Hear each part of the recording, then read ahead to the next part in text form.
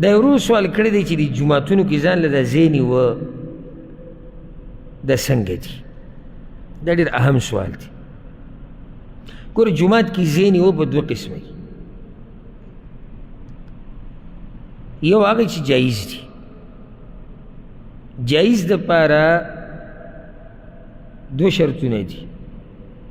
یو چې لږ ساعت دپاره ترې جدا شي. لږ ساعت دپاره څنګه؟ لکه ناسو او داسې مات شو، یا قضای حاجت لوره، یا اسې معمولي ورخ وشو راځي، نو دی چې راشي دی حقدار دی د ده قضي. او حدیث کې راځي صحیح مسلم کې حدیث دی چې تاسو کې یو سړی د خپل مجلس نه پاسي او بیا واپس راغی نو دی د هغې ډېر حقدار دی. اوس ګوره دې کې دوه خبرې شوې. یو دا چې دی واپس راځي،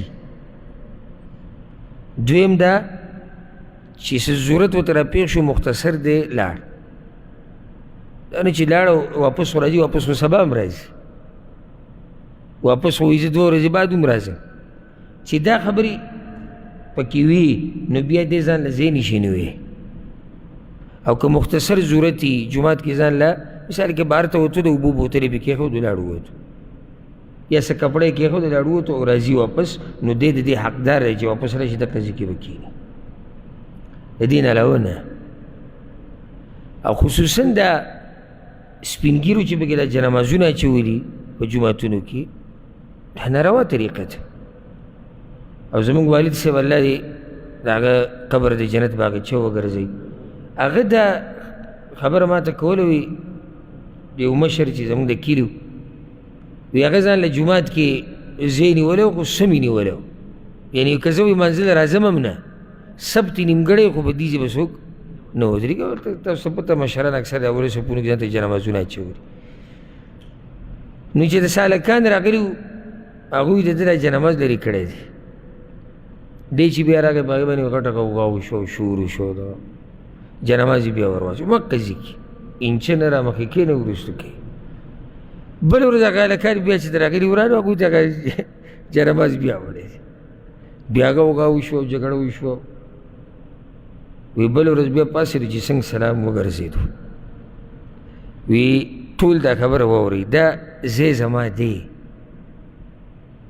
او که نه کلاریږئ که نه نو په دې چت کې سوری کوم چې راساسي. دا ځای به دقه شان راساسي، څوک به ورله لاس نه وړي. دې چت کې را باندې سوری څه له کوئ؟ دا زما ځای دی، تاسو زما جنماز لرې کوئ. دا زیاتی دی. دا اوس څه دی؟ دا زیاتی دی. جومات کې ستا شوق دی چې اولنی صف ونیسي، وختي راځه، که مشرې او که کشرې. خو دا طریقه نشته چې ستا جنماز پوخ پروت دی، شاته جومات ډکېږي او ډک شو اخره پورې او مخې ته جنمازونه پراته دي. نه، دا طریقه نشته. ها که ته ناستې او څه وخت له ووته او بیا راځې نږدې څه ضرورت ته راپېښ شو، نو بیا دا سړی د دې ځي څه دی؟ د دې ځي حقدار دی او ده ته به یعنې ګنجایش د ده دپاره دی چې دی پکې بیا کښېني.